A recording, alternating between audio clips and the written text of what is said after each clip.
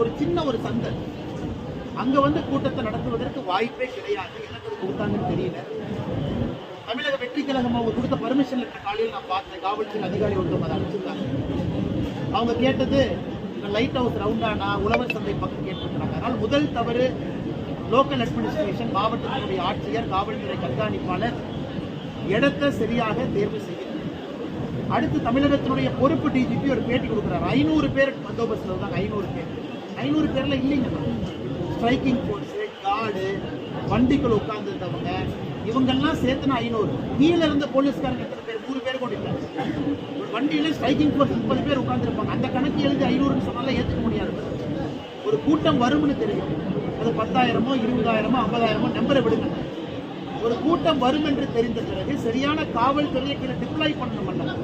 அதையே செய்யாம இன்னைக்கு 500ன்னு அனுப்புறாங்க. 500ங்கிறது கீழே இல்லைங்கன்னா டிராபிக் போலீஸ் இருந்தாங்களா, கீழே லா அண்ட் ஆர்டர் போலீஸ் இருந்தாங்களா? இல்ல, அவங்கெல்லாம் ஸ்ட்ரைக்கிங் போர்ஸ். அதுலயே 300 பேர் போயிருப்பாங்க.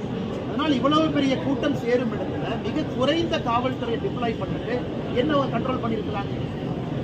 மூன்றாவது, இது பெரிய இழுபறி. கிட்டத்தட்ட 4-5 நாள் இழுபறி. இந்த லேண்டுக்கு போய் பார்க்கறாங்க, அங்க போய் பார்க்கறாங்க. இன்னைக்கு ஒரு பொது இடத்துல காவல்துறை அனுமதி கொடுப்பதற்கு முன்பு 100 டைம் யோசிக்கணும். ஏன்னா உயர்நீதிமன்றம், உச்ச நீதிமன்றம் அவ்வளவு சொல்றாங்க.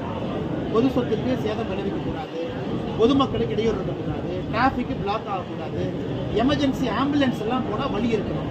வேலுச்சேம்பரத்தில் எந்த வழி இருக்குதுன்னா, ஒருவேளை முக்கியமான விவிஐபி நம்ம யாரை சொல்றோமோ அவங்களுக்கே உடம்புல பிரச்சனை வந்தா எந்த ஆம்புலன்ஸ் உள்ள போய் அவங்களை வெளியே கூட்டிட்டு வரும்? ஆம்புலன்ஸே போகாத ஒரு சந்து ஒரு ரோட்ல கொடுத்துருக்காங்க.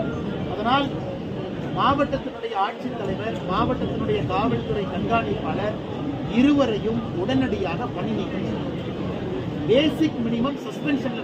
காரணம், மற்ற அதிகாரிகளுக்கு இது எச்சரிக்கையா போகும்.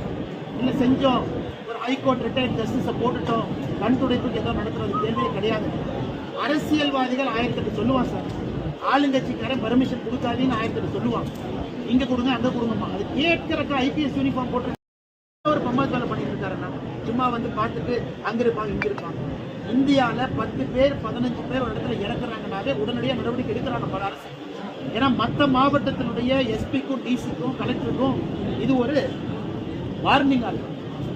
அடுத்து எங்களுடைய மாநிலத்தினுடைய தலைவர் பாரதிய ஜனதா கட்சி நயினார் நாகேந்திரன் அவர்கள், முதலமைச்சர் அவர்கள் பதவி விலக வேண்டும். ஏன் தலைவர் அந்த கருத்தை வைக்கிறாங்க?